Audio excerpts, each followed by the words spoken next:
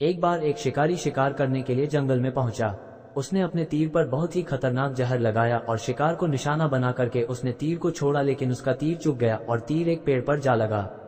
वो पेड़ बहुत ही हरा भरा और बहुत सारे तोते उस पेड़ पर रहते थे। जैसे ही वो जहरीला तीर उस पेड़ पर जाकर लगा, वह पेड़ धीरे धीरे सूखने लगा और उस पेड़ पर जो भी तोते रहते थे वह एक एक करके उस पेड़ को छोड़कर जाने लगे। उस बड़े से पेड़ के कोटे में एक बहुत ही बूढ़ा तोता रहता था जो बहुत ही धर्मात्मा और अच्छे मन का था। सभी तोते उस पेड़ को छोड़कर जाने लगे थे, लेकिन वह बूढ़ा तोता जाता था, दाना लेकर के आता और उसी कोटे में आकर के बैठ जाता था, परंतु उस पेड़ को छोड़ने को तैयार नहीं था। बूढ़े तोते के साथियों ने कई बार आकर के उसे समझाया कि यह पेड़ सूख रहा है और किसी दिन गिर भी जाएगा, चलो किसी और पेड़ पर चलकर रहा जाए, परंतु वह बूढ़ा तोता वहां से जाने को तैयार नहीं हो रहा था।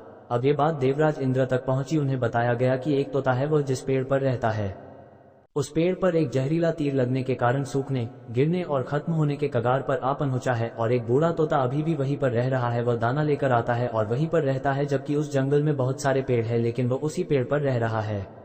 देवराज इंद्र प्रकट हुए और उस बूढ़े तोते से कहने लगे कि आप बहुत धर्मात्मा है, बहुत ही अच्छे मन के हैं, लेकिन आप इस पेड़ को छोड़कर किसी और पेड़ पर चले जाइए, क्योंकि यह पेड़ कुछ ही दिनों में गिर जाएगा।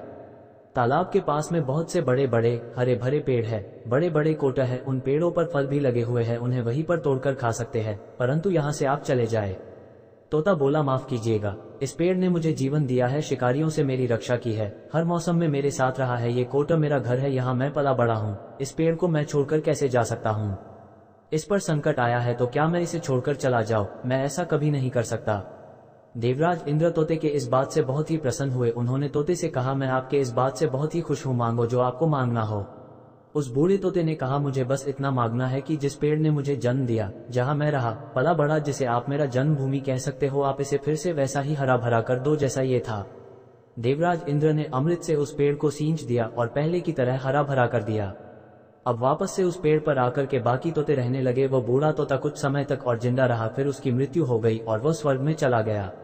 ये कहानी हमें सिखाती ये है कि जब भी किसी इंसान का बुरा दौर आता है तो इमोशनली वो टूटा हुआ होता है, उसे किसी के सहारे की जरूरत होती है, किसी की आवश्यकता होती है। अगर आप ऐसे समय में उसे छोड़कर चले जाएंगे, उससे बात नहीं करेंगे, मुंह मोड़ लेंगे, तो आपसे बुरा कोई नहीं है, क्योंकि आप किसी के सुख का साथी बने या ना बने, लेकिन आपको हमेशा किसी के दुख का साथी जरूर बनना चाहिए।